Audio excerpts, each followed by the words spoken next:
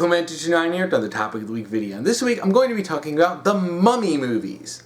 This week's topic was submitted by Grimalkins on the Discord, and her topic is, what made The Mummy, the 1999 one with Brendan Fraser, and The Mummy Returns such great movies, and where did The Mummy, Tomb of the Dragon Emperor, and the recent Mummy remake go wrong? There's a lot where they went wrong, especially the recent remake. The first Mummy movie, Brendan Fraser Mummy movie, is an absolute classic. That is one of my favorite movies. It's got action, humor, interesting story, good use of, the Egyptian mythology. It can even get really dark. Also has a good romance with Rick and Evie. It's a very well-balanced movie. It can get serious and dark, like several people get brutally murdered in it. But it also balances this out with some nice levity. It's got a lot of funny lines that are very well known. I mean, the movie is extremely quotable. I mean, shoot, The Mummy Returns, well, from what I've seen, the first movie is generally considered the better one. Both of these movies are really loved. And honestly, The Mummy Returns is considered a good sequel. I mean, shoot, it was good enough to spawn off the Scorpion King. Okay, yeah, the Scorpion King CGI was a little, could have been better. But overall, the movie is great. The first two movies are really enjoyable. They have a lot of really likable characters, and it's funny, it's just a cool classic. It's one of those things where I don't want to go through the story and just spoil it, because I'd like to say, go and watch them, they're enjoyable. The second movie especially is notable for actually having a likable kid character that's a kid of the main couple. Another thing at that point to talk about is that in The Mummy Returns, we actually see the main pairing from the first movie, years later, happily married and with a kid. Do you know how rare that is in sequels to movies like this? It's mind-boggling.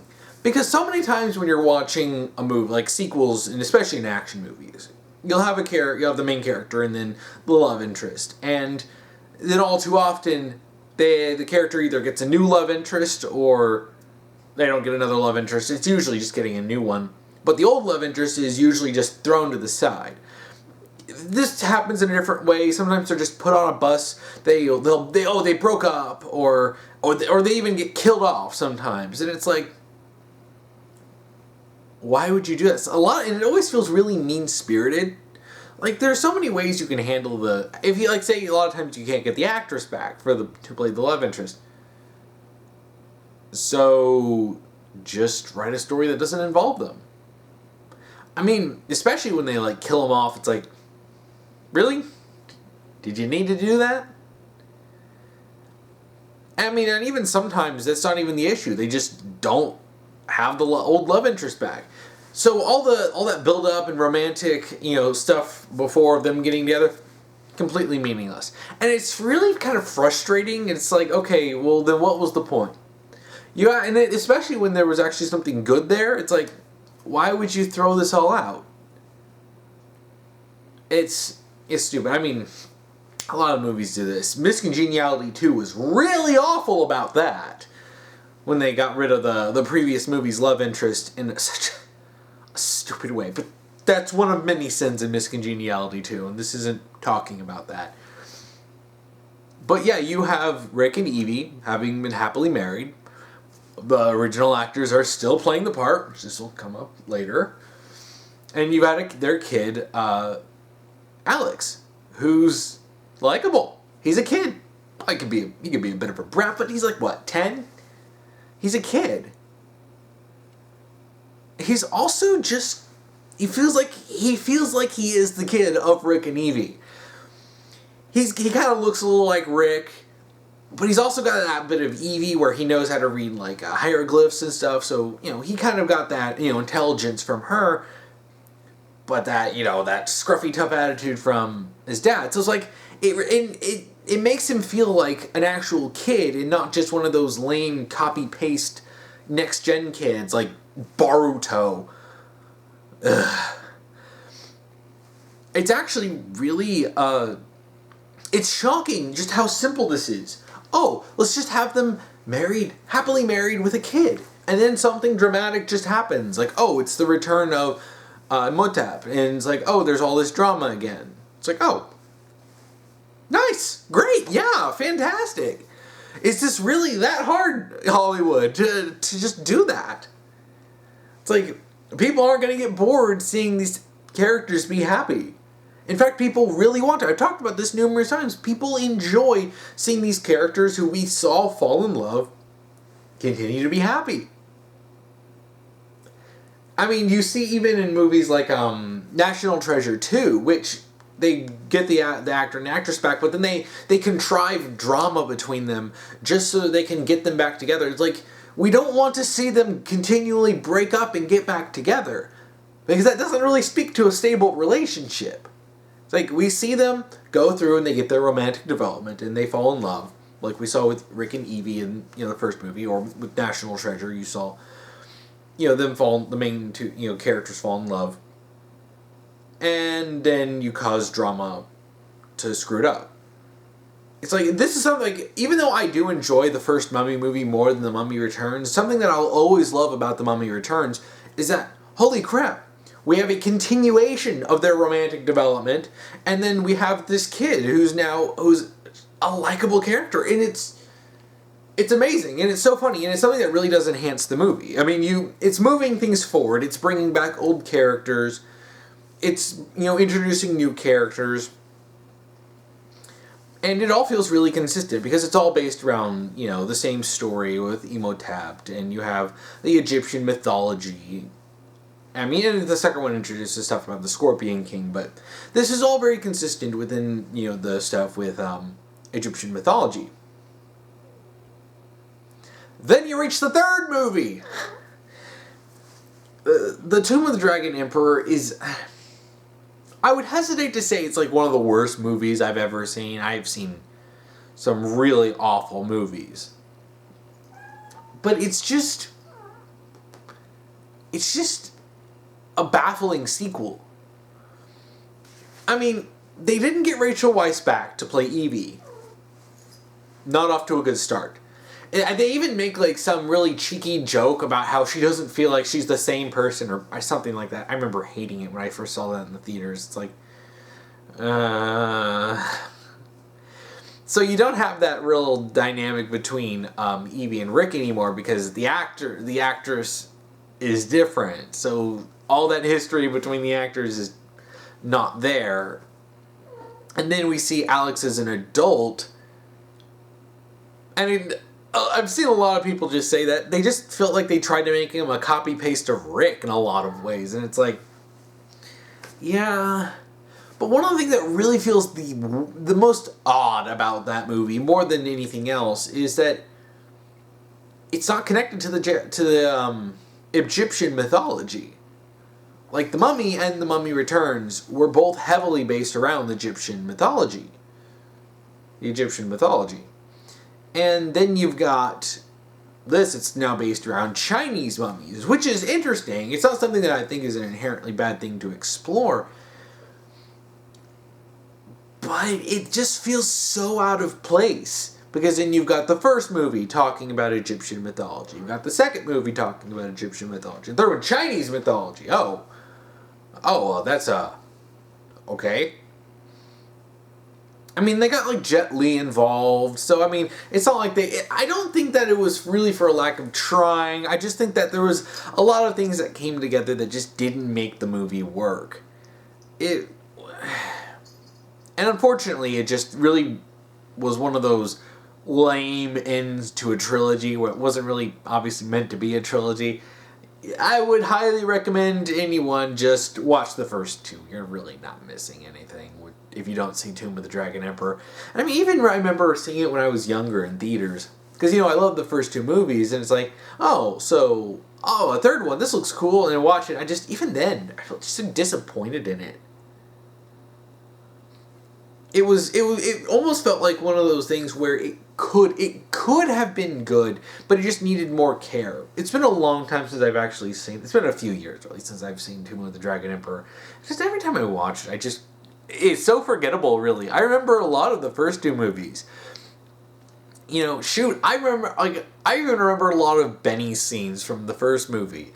Even though Benny's just this sniveling coward, he's just such a likable coward. Like, you enjoy his character, especially when he brings in some of the most iconic scenes where he's just like, O'Connell, looks like we got all the horses. And then O'Connell's on the other side and he's like, looks like you're on the wrong side of the river. And it's like, there's so many quotable lines in it. But, like, even Benny, I find to be far more memorable and likable in a lot of ways than the total movie of the Tomb of the Dragon Emperor.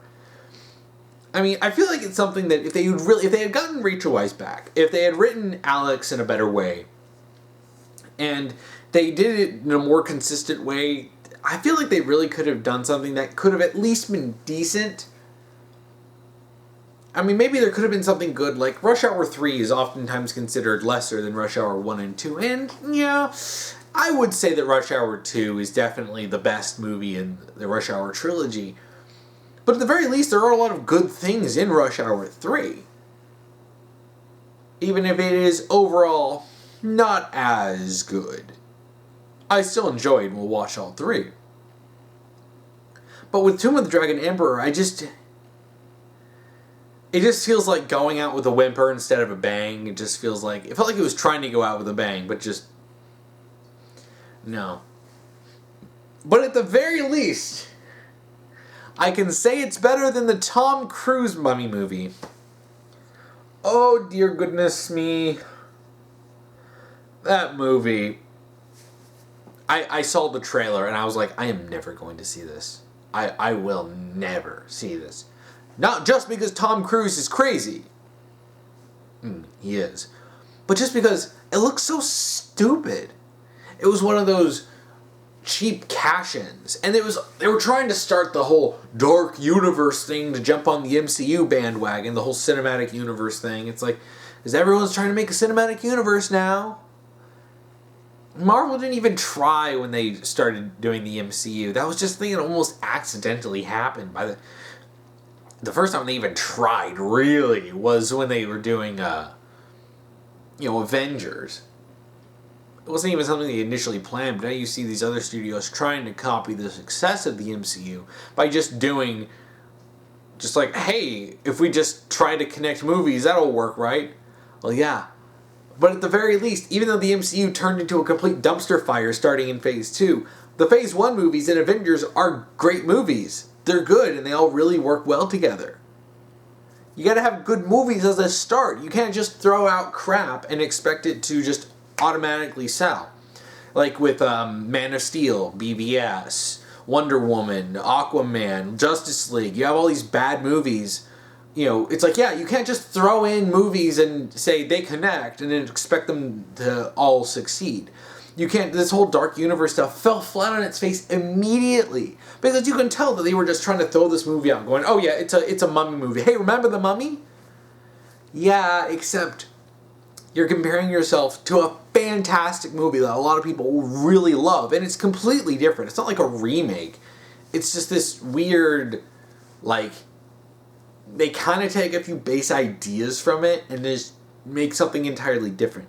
Now, to be fair, the 1999 Mummy movie was in its own way a loose, sort of, kind of remake of a 1930s movie called The Mummy. It just took more or less the idea of there's mummies and made a new movie about it. But it did something really good. And this new Mummy movie, if they had done something good with it, it really wouldn't have been such an embarrassment. But you can really tell that this is like trying to shake it up and change it and make it modern, and it's like, yeah, but everyone really loves the Brendan Fraser Mummy movies. The first two, anyway. Those are the only ones that really exist in my eyes. So you can't just say, hey guys, here's a new movie called The Mummy, now everyone watch it. Fortunately, a lot of these studios just seem to think that. Oh, if we just call it the old movie, it'll be exactly the same, and everyone will love it. It's like, No. It's just lazy. I mean, I looked into the movie, I mean, and holy crap, it's just, I don't care. I heard they're like trying to reboot, like remake the Princess Bride. There are some movies you just can't remake. They're already really good. The 1999 Mummy movie was really, really good. It is an iconic movie in cinematic history, really, to be perfectly honest. You can't just remake that. Look what happens when they tried to remake RoboCop. A lot of people really love RoboCop. Sure, a good remake with better technology and tight writing could do something good, but it's not really what we got now, was it? And so these studios think, oh, we just remake it. You know, that'll be fine. People are stupid. They'll just see the title and go see it. No. You know, if you're going to be remaking something, especially a classic, you better do something that stacks up to the original. Because if you're not, you're going to end up with a turd on your hands and a lot of very pissed off fans. Not a good way to get people excited for your movie. It was just it's one of those misguided modern remakes. It almost feels like real disrespectful to the Brendan Fraser movies because The Mummy and The Mummy Returns are so good. If you haven't seen them, if you haven't seen those movies, I highly recommend going out and getting them. Maybe renting them, whatever, I don't care. Go and see them. If you have a friend who has the movie, steal the DVDs and watch it at your house. Or maybe just watch it at their house. Either way is good, I don't care. They're just really enjoyable movies. Ignore the Tomb of the Dragon Emperor. Ignore the Tom Cruise Mummy movie. Those are bad. Just enjoy two really good mummy movies. Well, I think that's about it for this topic. If you want to submit a topic to me, you can either comment below if you're on YouTube, or if you're on Tumblr, send me an ask and put topic : then whatever topic you want me to talk about. Or if you're on the Discord, you can go into the topic submissions channel and just submit a topic there. Just make sure to follow the rules I'll be posting down below. If you want to watch last week's topic video, you can check that out here. If you want to watch next week's topic video, you can check that out here when I get that done. So what are your thoughts on the Mummy movies? Please comment below. And thank you for watching.